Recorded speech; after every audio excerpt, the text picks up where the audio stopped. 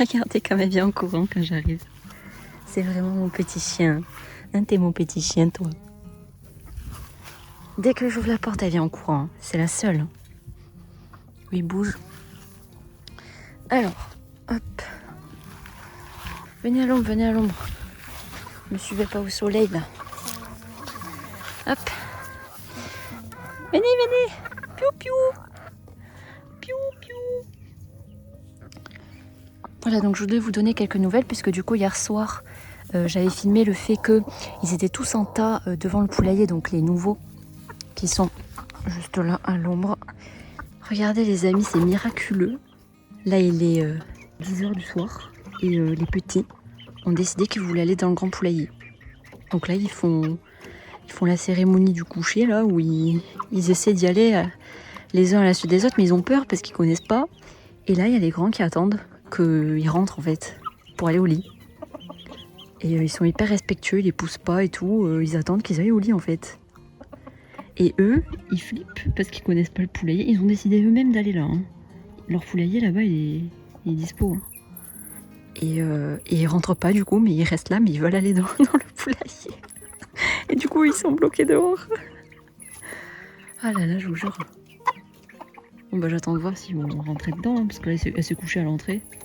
Elle n'est pas rentrée dedans. Donc on attend.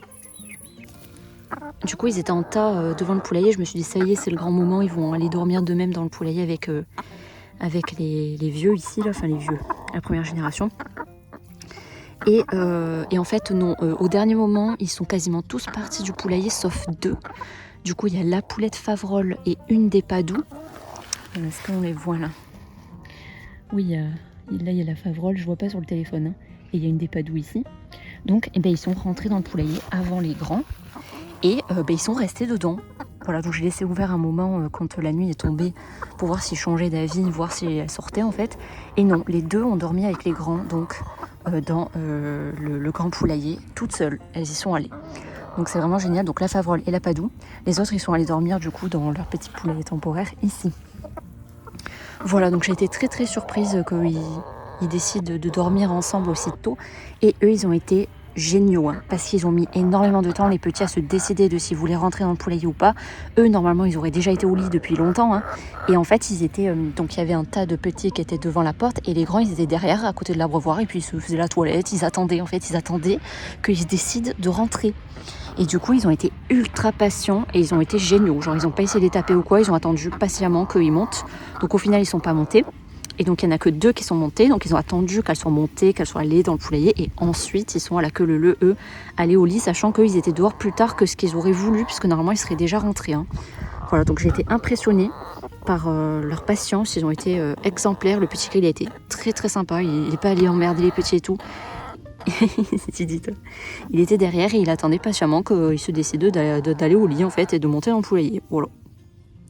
Et j'ai pas entendu de baston ou quoi dans le poulailler, donc ils ont laissé les petites. Par contre, donc ce matin quand j'ai ouvert, les 2 petites, elles sont sorties en trombe, hein, et elles sont retournées avec les nouveaux, avec les petits. Elles sont pas restées avec les grands, même si elles ont dormi avec eux. Voilà, mais elles ont réussi à dormir avec eux sans se faire taper ou quoi. Voilà. Et je me fais grignoter là. Donc voilà. Et d'ailleurs, petite anecdote, ce matin, la poulette azur ici présente s'est accroupie devant le petit gris qui est là, et il a réussi à la cocher. Elle était accroupie, elle n'est pas partie en courant. Donc voilà, elle a accepté. Donc normalement, elle est censée pondre, hein, là. J'ai pas trouvé d'œuf dans le poulailler pour l'instant. Je pense qu'elle va pondre genre dans 3 jours, quoi. Enfin, normalement d'un jour à l'autre, puisqu'elle a accepté de se faire cocher, hein, du coup. Voilà, c'est la seule qui accepte de se faire cocher. Regardez, sa crête, elle est magnifique. Hein. Magnifique. Regarde-moi ça. Elle a une beaucoup plus grosse crête que le petit gris, vous voyez. Bon, déjà, lui, il a une crête en noix, là. Et en plus, il a de la barbe. Donc, il a des barbillons qui sont plus petits que ce qu'il devrait avoir parce qu'il a de la barbe. Voilà. Donc, c'était pour les petites nouvelles. Donc, je suis super contente. Le petit gris, il a enfin une copine qui accepte de se faire coucher. Et les petits, ils ont hésité. Ils ont failli aller dormir tout seuls dans le poulailler. Et il y a 2 petites qui ont dormi avec les grands, là. Voilà. Et les grands, ils ont laissé faire. Voilà, pour les nouvelles. Donc, c'est très bien. Ça progresse bien. Et ils prennent le temps et voilà. On les presse pas, je les force pas à aller dans le poulailler, les nouveaux. Ils prennent le temps qu'il faut. Voilà. Donc elles sont mignonnes. Regardez, j'ai un vrai petit chien, monsieur en courant. Oui, oui, j'ai pas de friandises là. Hein. Je filme juste. Allez, c'est l'heure que les petits découvrent leur nouvel enclos. Donc l'enclos là, sachant que je les ai déplacés ici. Ils sont allés dormir normalement cette nuit. Donc ils sont prêts à aller explorer, je pense.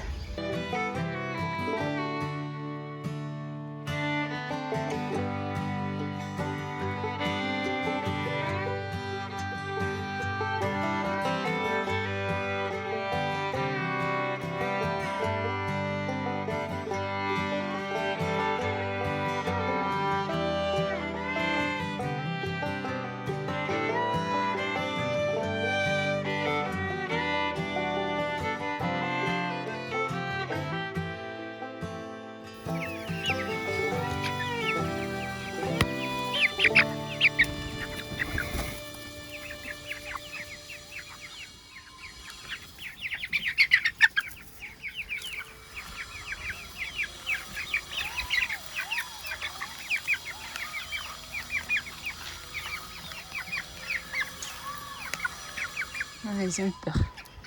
Non, c'est pas grave. Ah, parce qu'il commence à pleuvoir, des grosses gouttes.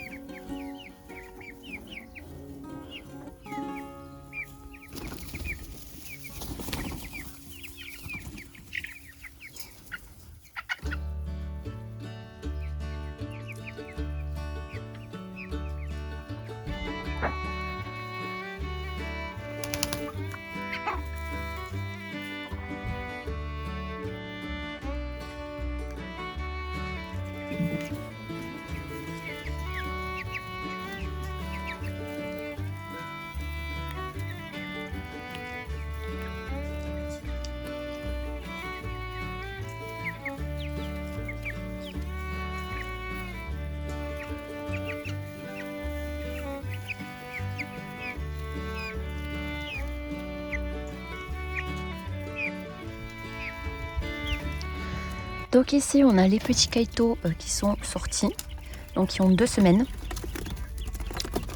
Et là vous voyez, alors attendez, ici vous voyez il y a une femelle donc adulte qui s'est fait vachement attaquer sur la tête. Elle est en convalescence, là elle a cicatrisé, elle a une grosse croûte. Et j'essaye de la mettre avec les petits pour que elle ait des copains et puis normalement elle se fera pas attaquer par les petits. Et vu qu'elle est en convalescence, elle devrait pas avoir envie d'attaquer les petits. Bon en tout cas je viens tout juste de la mettre. Et apparemment il y a des petits qui essaient d'attaquer. Hein. Enfin voilà, ils sautent partout, ils sont contents. Mais bon elle a pas l'air de les attaquer, elle est plutôt calme. Donc je vais surveiller. Mais là c'est un test. Oui donc du coup je sais plus si je vous avais dit que les petits ont 2 semaines et que du coup il fait assez beau, assez chaud. Vu qu'on est encore en fin de canicule, il fait très chaud donc ils sont bien dehors, ils n'ont pas besoin de plaque chauffante. Puis comme vous voyez ils sont bien emplumés. Voilà. Et elle je l'aime bien mais elle s'est fait taper, je sais pas par qui, je sais pas pourquoi. C'est la seule qui a été attaquée comme ça dans son parc. Donc du coup je l'ai isolée, j'ai mis du désinfectant, apparemment ça va mieux. Elle avait l'œil fermé et tout, là elle a l'œil qui est bien ouvert, bien clair. Donc je pense qu'elle va cicatriser. Et on va voir si elle va bien s'entendre avec les petits. De toute façon elle est issue du même parc que ces petits là, mais elle n'est pas la mère. Elle n'est la mère d'aucun des petits ici, hein, parce qu'elle n'était pas encore dans le parc quand j'ai ramassé les œufs dont ils sont issus. Voilà, mais de toute façon, donc du coup, je vais sûrement garder quelques femelles ici à intégrer dans le parc jaune. Elle, je la réintégrerai dans son parc jaune, donc du coup, avec les petites femelles ici. Donc comme ça, si elle s'entend bien avec les petits, elle va recréer du lien. Et quand je vais la réintégrer dans le parc dans lequel elle s'est fait attaquer, elle ne sera pas toute seule, elle aura des copains. Voilà, c'était mon plan, puis j'avais pas envie de la laisser toute seule dans une caisse pendant 3 semaines, vous voyez, la pauvre. C'est bien qu'elle ait des copains, qu'elle promène. Pour l'instant, j'ouvre pas là parce que ils viennent tout juste de sortir là, donc il faut d'abord qu'ils s'habituent un petit peu à leur parc. Ils ont une grande cabane là-bas. Ils ont à manger, à boire dans la cabane, à manger là et à boire là. Voilà. Et elle, il faut bien que je la surveille, qu'elle attaque pas les petits, mais ça a l'air d'aller.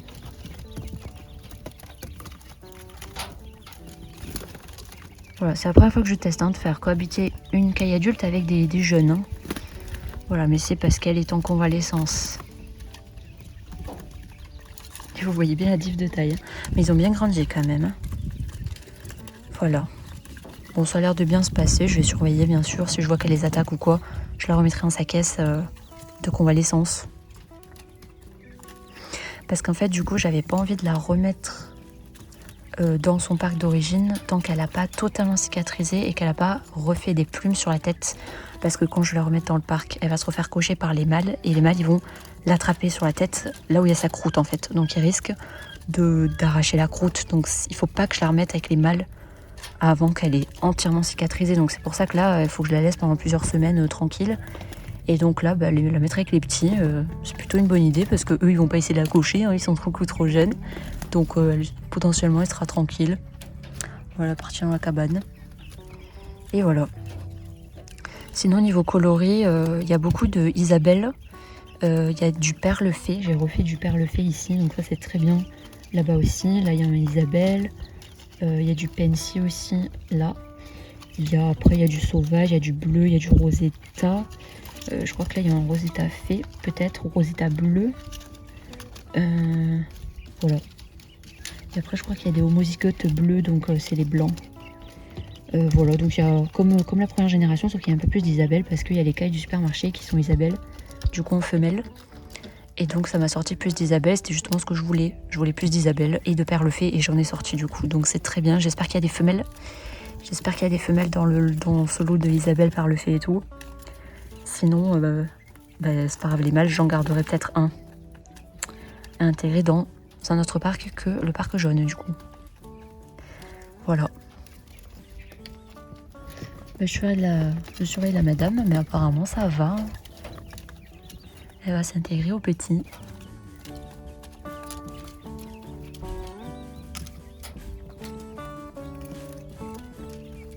Bon, c'est pas possible.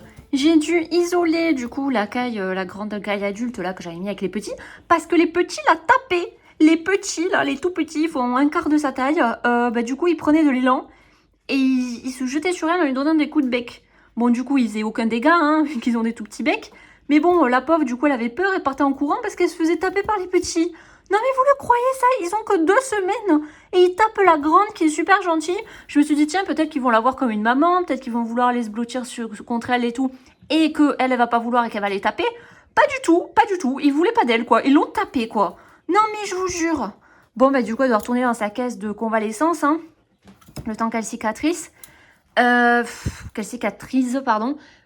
Et là je vais relancer dans 2 jours là. Une incubation de Kaito, donc ils vont naître dans 17 jours. Elle a quand même une grosse croûte, donc je vais peut-être devoir l'isoler pendant 2 semaines encore. Hein. Et là, je me dis, peut-être que je vais l'intégrer avec les jeunes Kaito qui vont naître, les nouveaux-nés. Peut-être que je la mettrai avec eux. Et là, ils verront que c'est la maman. Hein. Et peut-être que du coup, vu qu'elle est très gentille, peut-être qu'elle ne s'attaquera pas. Bon, c'est peut-être quelque chose que je ferai si elle est toujours convalescente dans 2 semaines ou si elle s'en est remis. Bon, ben, je l'intégrerai avec les adultes. Mais la pauvre, elle s'est fait taper par des tout petits, là. Mais je suis choquée. Elle aurait pu être avec un groupe et tout. Au final, elle est mieux là dans la caisse, hein, même si du coup, elle a moins de place et qu'elle peut pas se promener et tout. Mais au moins, personne l'emmerde, quoi. Parce que les petits l'emmerdaient. Mais je suis choquée. Bon, les amis, désolé, la qualité vidéo est pourrie, mais je voulais vous faire une petite update pour vous expliquer un peu où j'en suis en ce moment.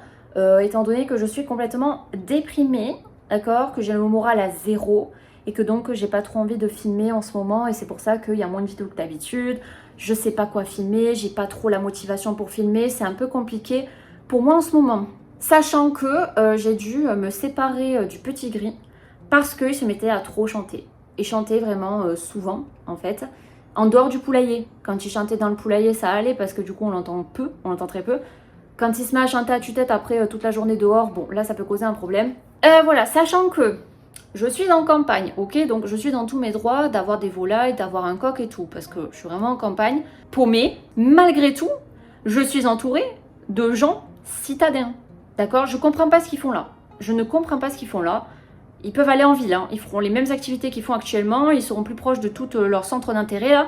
Je comprends pas ce qu'ils font à la campagne. Et sachant qu'ils s'en foutent de la campagne, ils s'en foutent des agriculteurs, du mode de vie de campagne, d'avoir un petit potager, d'avoir un élevage et tout. Même, ils trouvent ça moyenâgeux et ils trouvent qu'on est des gueux quand on fait ça. Hein. Donc voilà, ça vous inclut aussi, hein, mes abonnés, puisque vous faites comme moi. Voilà, je me suis sentie très lésée d'entendre ça. Sachant que, pour vous donner un peu de contexte, j'ai entendu les gens dire ça parce qu'ils parlent fort dehors, ils sont même pas venus nous le dire en face. Ou voilà, c'est parce qu'en fait, ils cancanent sur tout le monde. Et on les entend parler fort et critiquer comme ça, nous, alors qu'on est à côté, quoi. Ils ont aucune gêne, je sais pas s'ils savent si on les entend ou pas, mais en tout cas, on a entendu. Donc moi, je me suis dit, ok, je suis en territoire ennemi, n'est-ce pas? Alors que je suis en campagne, donc je veux dire, où est-ce que je dois aller si je veux être tranquille, faire mon petit élevage, voilà, sans qu'il y ait des gens bizarres, là, qui traînent, qui espionnent. Parce que ces gens-là espionnent, hein. Ces gens-là espionnent, ils cancanent, ils observent tout le monde, ils essaient de regarder dans les jardins des gens, ils même mettent des escabeaux pour regarder par-dessus les, voir ce que vous faites dans votre jardin et tout. C'est le type de personne, hein. Super, ils ont que ça à foutre, n'est-ce pas? Voilà, donc étant dans ce territoire-là ennemi, il faut que je fasse profil bas si je veux pas qu'il y ait ces gens qui sont foncièrement malveillants, hein, viennent nous faire chier. Si on veut pouvoir faire notre vie tranquille, que moi je puisse faire mon petit élevage tranquille, il faut que ça soit, que je sois discrète en fait, que ça soit vraiment silencieux. Et donc c'est pour ça que je ne peux pas garder un coq qui chante. S'il chante un petit peu le matin dans le poulailler, c'est pas grave parce qu'on l'entend pas dans les maisons et tout. S'il se met à chanter à tue-tête dehors là le reste du temps, ça va pas. Voilà. Donc alors que je suis dans mes droits, je vous rappelle, hein, j'aurais pu le garder, forcer, dire oui mais j'ai le droit machin. Mais voilà, moi j'ai pas envie d'entrer en guerre avec des gens malveillants comme ça. Ils vont juste passer leur temps à essayer de nous faire chier en fait, hein, clairement. Donc du coup, je fais profil bas, je reste dans mon coin. Mais c'est déprimant d'habiter là, d'habiter proche de gens comme ça. Mais qu'est-ce qu'ils foutent là? Retournez en ville en fait, faire vos crasses là, entre vous là, dans les villes. Qu'est-ce que vous foutez là? Voilà, ça me saoule. Donc voilà. Donc du coup, je suis blasée, je suis saoulée et je dois faire hyper attention d'être discrète pour pas que... on me fasse chier quoi, parce qu'ils ont la mémoire courte, hein, donc si ils entendent plus rien, après ils passent à autre chose, ils oublient, ils vont aller emmerder quelqu'un d'autre en fait si vous voulez. Donc voilà, super. Bref, donc pour mon élevage, ça va être compliqué d'avoir un coq, du coup. Je n'abandonne pas malgré tout, j'ai toujours les coqs en croissance, j'ai du coup le Favrol, un Brahma et un Rhode Island, sachant qu'en plus je me suis séparée du Sabblepool parce qu'il commençait à chanter régulièrement. Les trois que je vous ai dit juste avant, là les grands, ils ne chantent pas du tout. Et après j'ai donc en croissance, là les tout petits que je vous ai montré tout à l'heure, qui promènent là, qui ont à peine un mois. Là parmi eux il y a beaucoup de coqs. Donc j'espère trouver à un moment donné, avoir au moins une période où j'arrive à avoir un coq qui arrive à cocher et qui chante pas trop, pour pouvoir faire mes petits en fait chez moi, faire des poussins issus de mes poules.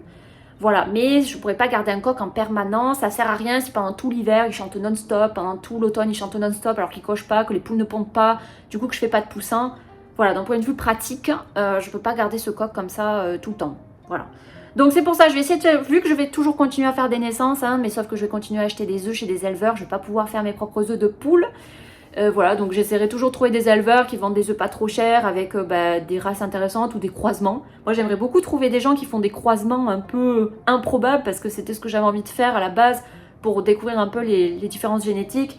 Il suffira que je fasse ça via d'autres élevages, en fait, des gens qui font ça chez eux, qui ont des œufs en trop, qui se font un peu de sous en vendant leurs œufs. Et voilà, et comme ça je les soutiens comme ça et en même temps moi je découvre ces différences génétiques comme ça. Voilà, donc je verrai si parmi les petits coqs qui a en croissance, Favrol, Favrol Brahma, il y a encore des petits Brahma aussi, coqs chez les tout petits, il y a des coqs Orpington, des coqs Pékin, coqs Marans, je pense qu'ils vont chanter très fort, ça m'étonnerait que je puisse en garder un, mais au moins temporairement, mais voilà, peut-être Brahma, on verra. On verra, peut-être que d'ici là aussi se seront calmés, parce que là en fait, donc ces gens malveillants là se font chier, parce que c'est l'été, ils prennent leurs vacances et ils savent pas quoi faire de leur couenne. Ils ont des enfants à gérer, les enfants ils s'en foutent, ils les laissent se démerder tout seuls. Donc ils sont juste là à cancaner sur tout le monde. Et du coup, en fait, ils se font chier là. Ils se font chier, en plus, ils passent leur vie dehors parce qu'ils ont chaud. Dehors, dans leur maison, il fait trop chaud, ils ont pas la clim, donc du coup, ils restent tout le temps dehors. Donc ils restent tout le temps dehors à cancaner, à espionner, quoi, si vous voulez. Dès que les températures vont baisser, qu'il va commencer à faire 20 l'après-midi, ils vont se carapater chez eux. Quand ils vont reprendre le travail, ils vont être occupés. Et donc, ils vont arrêter comme ça de faire les espions. Et donc, potentiellement, je serai un peu plus tranquille pour laisser un coq grandir un peu et commencer un petit peu à chanter. Et voir ce que ça donne. Voilà. Sinon, pour les cailles, vu que je fais de la sélection très stricte sur les chants, j'ai des cailles qui sont quasi silencieuses. Donc, les mâles ne chantent quasi pas. Ils ont un chant discret. Ceux qui ont un chant strident, qui chantent souvent, je ne les garde pas. Donc là, pour les cailles, il n'y a pas de souci. Je continuerai à faire des naissances à fond. Justement, si je fais moins de poussins, je vais faire plus de cailles tôt. Voilà, donc pour ceux qui aiment les cailles, vous en aurez en veux-tu en voilà, parce que c'est le seul élevage où je suis tranquille, je peux faire vraiment ce que je veux, mes naissances et tout, sans problème. Les poules, c'est plus compliqué, comme on l'a vu lors de l'introduction. Là, ça a été très compliqué d'introduire les deux groupes, donc ma première génération avec le coq soie, les poules soie et les petites poulettes.